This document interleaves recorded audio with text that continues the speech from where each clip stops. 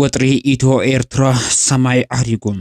በخلت አንፈትውን ብርከዝ ዝበሉ ሰራዊት ኢትዮጵያ ብርከዝ ዝበለ ዘመናው አጽዋራት ጽዒኖም ናብ ኤርትራ እንዳተጸግዑ ይርከቡ ብርግጽ በተሐዶ ወገን ዝተገበረ መንቅስቃስ ከቢድ እንቅፋት ገጢሞ ይርከም እቲ እንቅፋት በወገን ትግራይ ዘጋጠመ እንቅፋት እዩ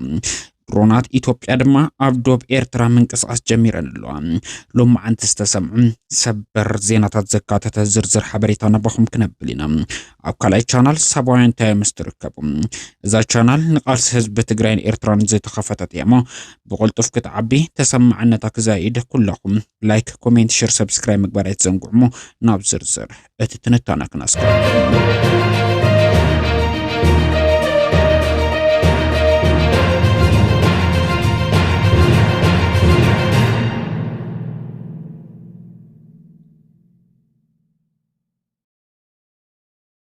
መንግስት ኢትዮጵያ ኣብ ልዕሊ ኤርትራ ኩናት ንምውላዕ ቆሪጹ እዩ ሙሉ ምድላውን አንጻር ኤርትራ ከም ዝኾነ ኣብ ዝተፈላልዩ መድረኻት ኣብ ዝዘርግሑ ቅዋም ኣረጋጊጹ እዩ በዚ መልክዕ መንግስት ኢትዮጵያ ካብ ቀረባ መዓልታት ሰፊሕ ወተሃደራዊ ምንቅስቃሳት እንዳካየደ ይርከብ ኣብ ወለጋ አንጻር ሰራዊት ሓርነት ኦሮሞ ክዋጋእ ዝጸንሐ بركز زبالة سراويت مكلخال إيتوبيا بأنفت كل الأمحرة نابت سلمت مئتاو كاز جمر صالساي معالتو حزير بتمساسالون اسكا حزي أب كلهم كللات فولي حيل انت فرصم أب كل الأوروموس زيتا تكبر بركز زبالة عبالات فولي حيل كل الأوروموون بأنفت كل الأمحرة نابت تقراي انداق عزير زوق عزوزي نابت سامين ولو أبيلو نابت كبابتات قوبون مسفر زعلم من قصاص مخانو تقالي صلو زوم كلهم بأنفت كل الأمحرة زيتخايدو سفيح وتهادرو من قصاص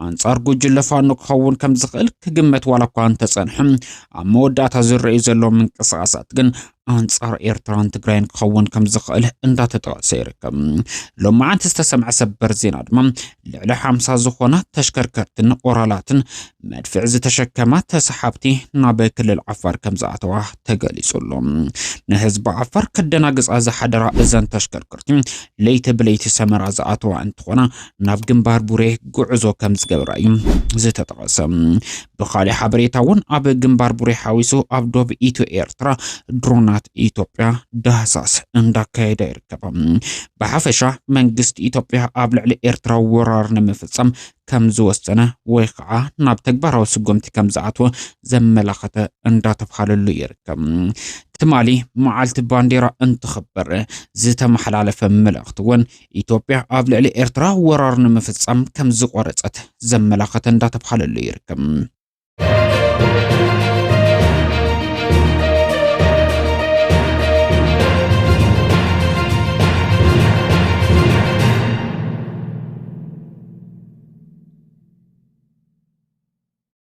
بزلك منجست إثيوبيا أنت دالو إيرتراغن إذا عصيفة سكت مرزع خالتن بتقارنيه نكمس زخل ورارات نممكات زخلا سفحت الدبلوماسي والتهدرو مدلواتا أتنا خيرك أسئلة تركم فلي مسجبت أن السودان زفترت تمرد ما أب الدبلوماسي جعزو عبي عود إن دات بخال الله يركم بريزيدنت جبسي عبد الفتاح السيسي منجست إثيوبيا نوربا أباي قديبو قبل على السلطان كبيد حلقة مخاونو صعب قبل على مرحنة قدم مينستر دكتور أبي أحمد كبيد كم كم زقاصريو زنقر لهم نقدف الداسة إثيوبيا أفريسم إثيوبيا كبيد واقع خفلو على كو أنت زيفتنم نمرحنة قدم مينستر دكتور أبي أحمد كبيد كيسارة كقلوب بزخل حنا فداي سقمت النموصد بأنفت أسمرة تسلفهم يركبهم بجنرال عبد الفتاح البرهان اتمرح السودان ون عبقوني حورات عرب إمريتز تسلفه مريحنة قدم مينستر دكتور أبي أحمد نمقطع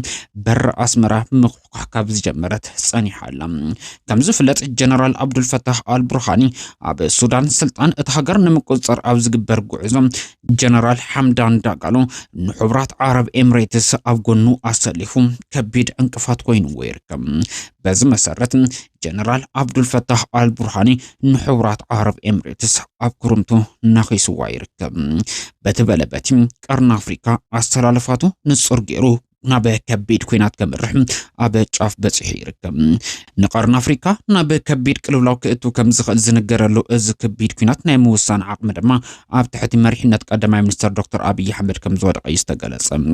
ምክንያቱ ድማ ብወገን ኤርትራ ኣብ ልዕሊ ኢትዮጵያ ወራር ናይ ምፍጻም ድሌታት ስለዘየሎም ብወገን ኢትዮጵያ ዘሎ ድሌት ነቲ ቅልውላው መበገስ ክኸውን ከም ዝኽእል እዩ ዝነገሩ መሪሕነት ቀዳማይ ሚኒስትር ዶክተር አብይ አሕመድ ኣብ ልዕሊ ኤርትራ ወራር ብምፍጻም ሲኢንዎ ዘሎ ህዝባዊ ድጋፍ ንምምላስ ካብ ዝኾነ ግዜ ንላዕሊ ቆሪጹ ይርከብ ሙሉእ ቁጠባዊ ዓቅሚ እቲ ሃገር እውን ኣብ ዕድጊት ኣጽዋር ኣዋፊሩ ይርከብ ናይ ዘመርያ ድማ ኣዝዩ ዘመናዊ ከም ዝኾነ ዝነገረሉን ኣብ ክሊ 400 ኪሎ ሜትር ኢላማ ክወቅዕ ከም ዝኽእል ዝግመተሉ ኣዝዩ ዘመናዊ ዝኾነት ሱ 35 ነፋሪት ካብ ሩስያ ንምዕዳግ ኣብ ስምምዕነት በጽሕሎም እዛ ኣብ ዝተፈላለዩ ዓውደ ኩናት ዓለምና ሰፋሕቲ ወተሃደራዊ ዓወታት ከተመጽእ ዝኽኣለት ዘመናዊት ናይ ዘመን እዚ ተጠላቢት ዝኾነት ነፋሪት ኩናት መንግስቲ ኢትዮጵያ ክውንና ኣብ ጫፍ ከም ዝበጽሐዩ ዝተገለጸ ናብ 5 ጀነሬሽን ዝተጸግዐት ምዃና ዝነገረላ እዛ ነፋሪት ኩናት በይና ኣብ ሓደ ግንባር ዓቢ ወተሃደራዊ ለውጢ ከተመጽእ ትኽእል ብልጽቲ ነፋሪት ኩናት ምዃና እዩ ዝነገረላ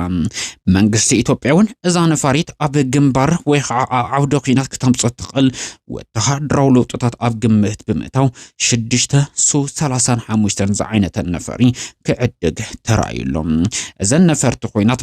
አንጻር ኤርትራ ኣብ ዝግበር ወተሃደራዊ ወፍሪ ንምጥቃም እዩ መንግስቲ ኢትዮጵያ ዘሎን ዘይሎን ዓቅሙ ወዳዲቡ ዝዕድገን ዘሎ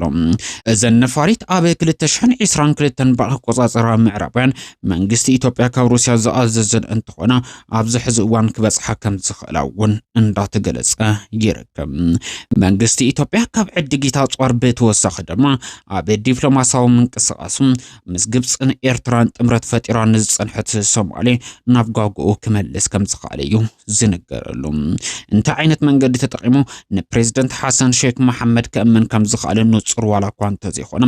መንግስቲ ኢትዮጵያ ኣብ መንጎ ግብፂ ኤርትራን ሶማሌን ተፈጢሩ ንዝነበረ ስምምዕነትን ጥምረትን ከፍርስ ዝኽእል ርክብ ምስ ፕሬዝደንት ሓሰን ሼክ መሐመድ ከም ዘካየደ እዩ ዝነገረሉ ብርግጽ ኣብ ርክብ ክልቲኦም ወገናት ኢድ ኣታውነት ቱርኪ ከም ዝነበረ እዩ ዝነገር ቱርኪ ምስ ኢትዮጵያ ኮነ ሶማሌ ዘለዋ ጥቡቅ ዲፕሎማሲያዊ ርክብ ተጠቂማ ክልቲኦም ጎረባብታ ሃገራት ናብ ሰላምን ስምምዕነትን ክመጹ ከም ዝገበረት እዩ ዝነገረላ መንግስቲ ኢትዮጵያ ካብ ሶማሌ ብተወሳኺ ምስ ሕቡራት ዓረብ ኤምሬትስ ኣዝዩ ጥቡቅ ዝተባሃለ ርክብ ከም ዘለዎ እዩ ዝነገር በዚ ሁሉ መንጽር መንግስቲ ኢትዮጵያ ኮነ መንግስቲ ኤርትራ ኣብ ዲፕሎማሲያዊ ምንቅስቓስ ኮነ ኣብ ዕድጊት ዘመናዊ ኣጽዋራት ብሰፊሑ ይሰርሑ ከም ዘለውን ነቲ ንዞባ ቀርን አፍሪካ ከቢድ ቅልውላው ከምጽኡን ዝኽእል ኮይናት እውን መንግስቲ ኢትዮጵያ ክውልዕ መንግስቲ ኤርትራ ክመክት ምድላዎም ከም ዝዛዘሙ እዩ ዝነገረሎም ኤርትራ ብወገን ኢትዮጵያ ገጥማ ንዝኽእል ወራር ንምምካት ምስ ግብፅን ሱዳንን ምስ ዝፈጠረቶ ጥምረት ከም ዘሎ ኮይኑ እቲ ዓብዪ ዓወት ከተምጸሉ ከም እትኽእል ዝነገረላ ድማ ኣብ ውሽጢ ኢትዮጵያ ምስ ዝርከቡ ሓይልታት ዝፈጠረቶ ጥምረት እዩ ምስ ህወሓት ኣብ ትግራይ ምስ ፋኖ ኣብ አምሓራ ምስ ሰራዊት ሓርነት ኦሮሞ ኣብ ክልል ኦሮሞ ሰፊሕ ወተሃደራዊ ጥምረት ክትፈጥር ዝኽኣለት ኤርትራ ንስርዓት ብልጽግና ሓደሽደሽ ንምባል ብዙሕ ክትጽገም ከም ዘይትኽእል ይነገር በትበለበት ኩናት ኢትዮ ኤርትራ ክውላዕ ኣብ ጫፍ ከም ዝበጽሐ ዘመላኽቱ ትርኢታት ብሰፊሑ እንዳማዕበሉ ቀጺሎም ይርከቡ